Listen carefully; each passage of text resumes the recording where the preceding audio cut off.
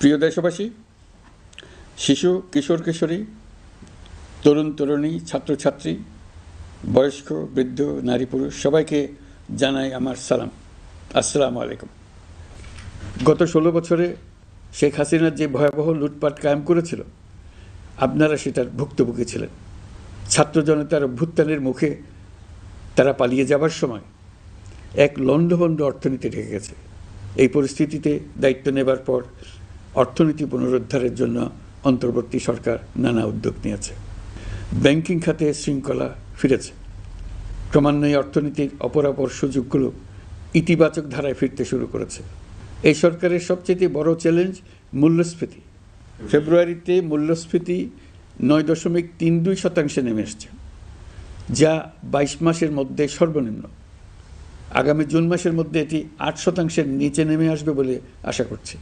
দেশের ধ্বংসপ্রাপ্ত অর্থনীতিতে স্বস্তি এনে দিয়েছে আমাদের প্রবাসী ভাই বোনেরা। অন্তর্বর্তী সরকার দায়িত্ব নেবার পর থেকে রেমিটেন্স ধারাবাহিকভাবে বেড়েছে। রেমিটেন্স প্রবাহ রেকর্ড গড়েছে, প্রায় 25% বৃদ্ধি পেয়ে $2.5 বিলিয়ন পৌঁছেছে। রেমিটেন্স যোদ্ধারা আমাদের দেশের অর্থনীতি গড়ার বীর সৈনিক। তাদের জন্য প্রক্রিয়াগত যেসব বিষয় রয়েছে সেগুলো সহজ করে দেওয়া আমাদের দায়িত্ব। তারা যেন ভোগান্তির শিকার না হন, দূতাবাস যেন ঠিকমতো কাজ করে, এটি নিশ্চিত করার জন্য আমরা ব্যবস্থা নিয়েছি। আগামী নির্বাচনে যেন তাদের ভোটাধিকার দিতে পারি, সেজন্য কাজ করছি। পলাতক সরকারের আমলে চট দখলের মতো দেশের ব্যাংকগুলো দখল করে নেওয়া হয়েছিল। আমানতকারীর টাকাকে তারা নিজেদের ব্যক্তিগত টাকায় রূপান্তরিত করে ফেলেছিল। অন্তর্বর্তী সরকারের অন্যতম কাজ ছিল ব্যাংকিং ব্যবস্থায় আস্থা ফিরিয়ে আনা, আমানতকারীর স্বার্থ রক্ষা করে নিয়ম শৃঙ্খলা প্রতিষ্ঠা করা, হিসাবপত্রে বিশ্বাসযোগ্যতা স্থাপন করা। ব্যাংকিং ব্যবস্থায় আস্থা প্রতিষ্ঠা করা গেছে। এর ফলে অর্থনীতিতে শৃঙ্খলা ফিরেছে। অন্তর্বর্তী সরকারের অর্জনগুলোর মধ্যে এটা ছিল খুবই গুরুত্বপূর্ণ। গত সরকারের লুটপাটের মহোৎসবে গত 15 বছরে $234 বিলিয়ন পাচার হয়েছে। এটা আমরা জানি।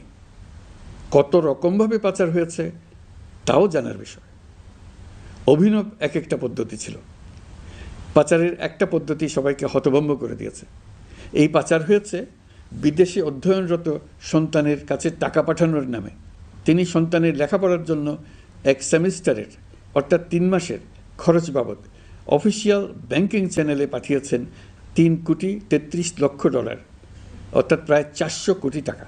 পাচারের এর চাইতে বেশি তাক লাগানো পন্থা আর কি আছে, তার কোনো সীমা আছে বলে আমার মনে হয় না।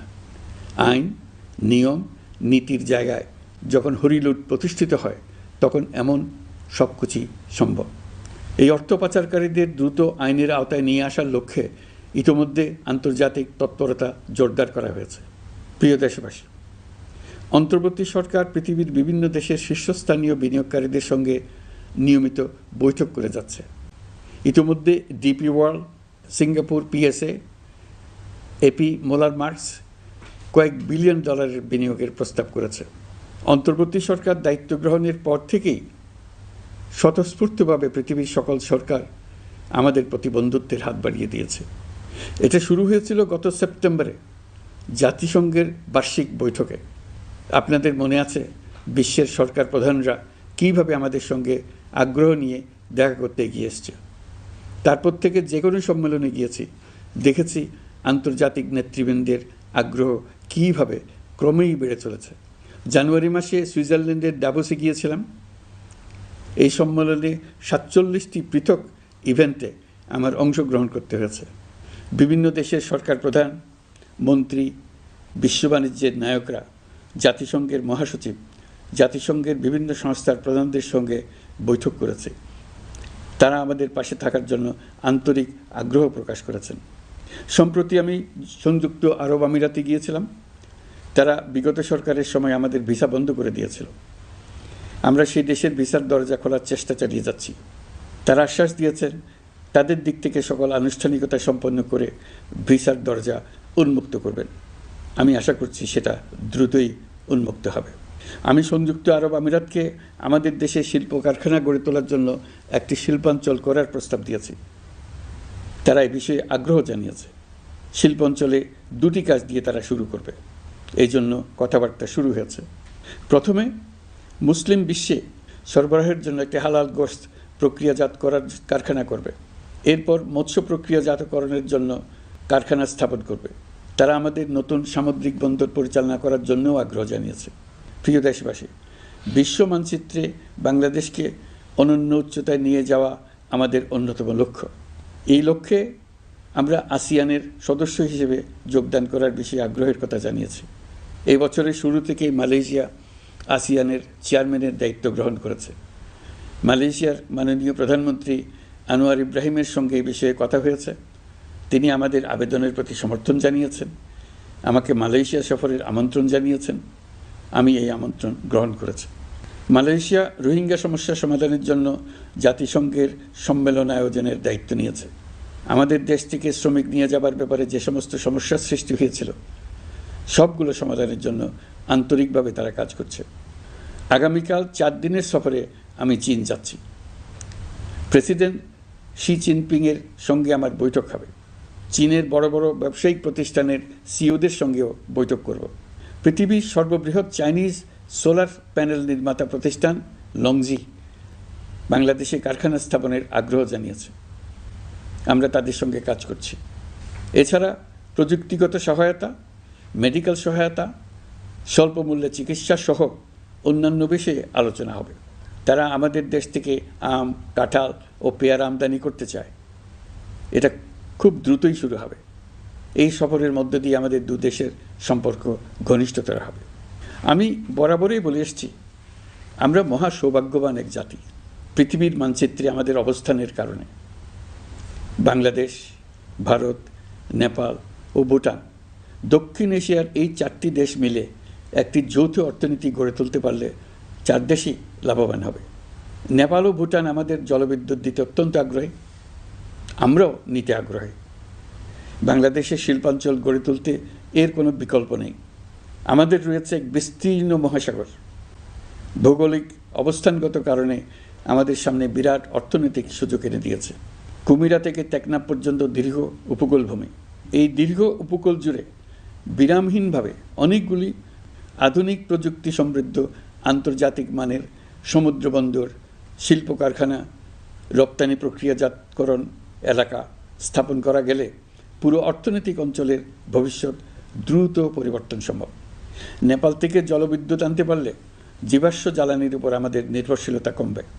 বর্তমানে বিশ্ববাসী পরিবেশ রক্ষায় সচেতন, তারা এটাকেই সর্বোচ্চ অগ্রাধিকার দিচ্ছে। জীবাশ্ম জ্বালানির উপর নির্ভরশীলতা কমিয়ে পরিবেশ বান্ধব বিকল্প পাওয়া গেলে বিদেশি বিনিয়োগকারীদের আরও বেশি মনোযোগ আকর্ষণ করা যাবে।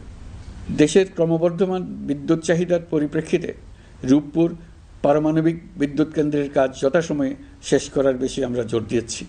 রোসাটমের মহাপরিচালক আমাকে বলেছেন শিগগিরই বিদ্যুৎ কেন্দ্রটি পরীক্ষামূলকভাবে চালু করা হবে। আমাদের পণ্য পৃথিবীর পণ্য। এই পণ্য নেপালে যাবে, ভুটানে যাবে, ভারতের 7 সিস্টার্সে যাবে। প্রতিবেশীদের পণ্য আমাদের এখানে আসবে, সারা পৃথিবীর কাছে পৌঁছে যাবে।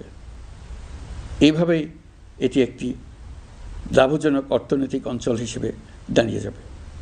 আর এই অঞ্চলের গুরুত্বপূর্ণ ভূমিকায় থাকবে বাংলাদেশ। বাংলাদেশের সবচেয়ে বড় সমস্যা সীমাহীন দুর্নীতি। স্বৈরাচারী সরকার এই দুর্নীতিকে বিশ্বের শীর্ষস্থানে নিয়ে গেছে।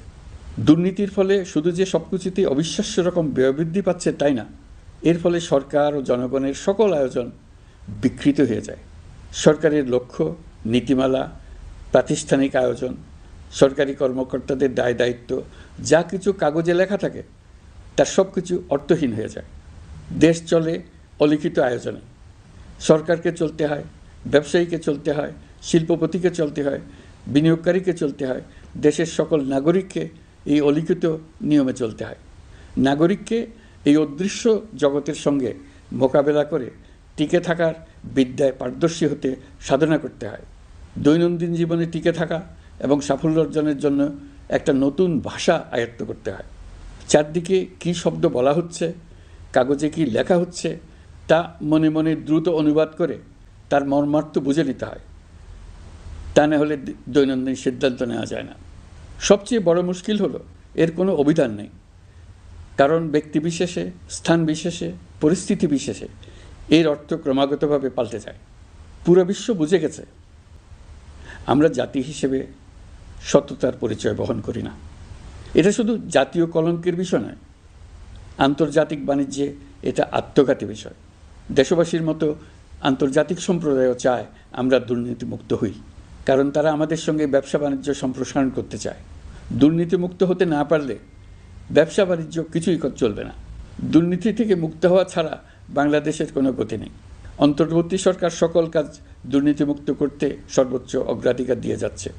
এই সরকারের মেয়াদকে দুর্নীতিমুক্ত রাখার চেষ্টার পাশাপাশি আগামী দিনেও দেশের নাগরিককে যেন সরকারের পৃষ্ঠপোষকতা দুষ্পুষ্ট দুর্নীতি থেকে মুক্ত রাখতে পারে সেই ব্যবস্থা নিশ্চিত করতে আমরা প্রতিশ্রুতিবদ্ধ।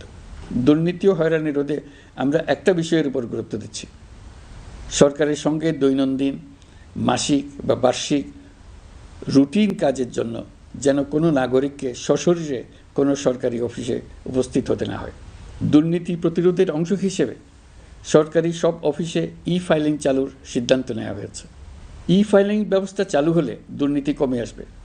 এতে করে কোন অফিসের কোন ডেস্কে কোন ফাইল আটকে আছে তা সহজেই জানা যাবে। সরকারি যতগুলো কার্যক্রমে অনলাইন সেবা চালু সম্ভব সবখানেই এই সেবা চালুর বিষয়ে সরকার কাজ করছে। সরকারি বিভিন্ন সেবা পেতে অসহায় নাগরিকের ত্রুটি চেপে ধরে অবিশ্বাস্য পরিমাণ টাকা দিতে বাধ্য করা হয়। টাকার যে লেনদেন ও ভোগান্তির সম্মুখীন হতে হয় সেটা থেকে নাগরিকদের বাঁচানোর জন্য আমরা বদ্ধপরিকর। অনলাইনে সেবা পাওয়ার পদ্ধতিটি আরও কীভাবে সহজ করা যায় এই ব্যাপারে আমাদের কাছে পরামর্শ জানিয়ে লিখুন, ইমেল করুন। আপনি বা আপনার পরিবারের যে কেউ এই সেবা বাণিজ্যিকভাবে দিতে চাইলে প্রশিক্ষণ গ্রহণ করে পৃথিবীর যে কোনো স্থান থেকে এই সেবা দিতে পারবেন।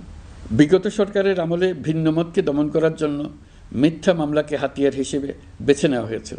বিভিন্ন পর্যায়ে যাচাই বাছাই করে আমরা এইসব হয়রানিমূলক মামলা প্রত্যাহারের উদ্যোগ নিয়েছি। গত ফ্যাসিস্ট সরকারের সময় দায়ের করা রাজনৈতিক হয়রানিমূলক মামলাগুলোর মধ্যে সারা দেশেই পর্যন্ত ৬,২৯৫টি মামলা প্রত্যাহারের সুপারিশ করা হয়েছে। অন্যান্য সকল হয়রানিমূলক মামলাও ক্রমান্বয়ে প্রত্যাহার করা হচ্ছে। এছাড়া এ পর্যন্ত সাইবার সিকিউরিটি আইনের অধীনে বিচারাধীন স্পিচ অফেন্স সংক্রান্ত ৪১৩টি মামলা প্রত্যাহার করা হয়েছে। এই আইনটি অবিলম্বে বাতিল করে নাগরিক বান্ধব সাইবার সুরক্ষা আইন করা হচ্ছে। মানুষের ভোগান্তি রোধেও আমরা আইনগত পদক্ষেপ নিচ্ছি। জিডি করার সময় স্বাক্ষর দেওয়ার জন্য এখন আর থানায় যাওয়ার প্রয়োজন নয়, এটা অনলাইনেই করা যাবে। এই ব্যাপারে প্রয়োজনীয় নির্দেশ দেওয়া হয়েছে। পাওয়ার অফ অ্যাটর্নি বিধিমালা সংশোধনীর মাধ্যমে প্রবাসী বাংলাদেশিদের হয়রানি লাঘব করা হয়েছে। সংশোধিত বিধিমালার আলোকে বাংলাদেশি পাসপোর্ট না থাকলেও বাংলাদেশি বংশোদ্ভূত ব্যক্তির পাসপোর্টে নো ভিসা রিকোয়ার্ড স্টিকার থাকলে কিংবা জন্ম সনদ বা জাতীয় পরিচয়পত্র থাকলেই তিনি বিদেশ থেকে পাওয়ার অফ অ্যাটর্নি সম্পাদন করতে পারবেন। সরকারি সিদ্ধান্ত ও প্রয়োজনীয় ব্যবস্থা নেওয়ার পর বিমানের টিকিট কেনার পুরো প্রক্রিয়াটি অনলাইনে নিয়ে যাওয়ার ফলে বিমানের টিকিটের দাম শতকরা ৫০ থেকে ৭৫% কমে গেছে। বিশেষ করে মধ্যপ্রাচ্যের প্রবাসী ভাই বোনেরা এতে করে স্বস্তি পাচ্ছেন। অন্যান্য এয়ারলাইনের টিকিটের দামও কমে গেছে।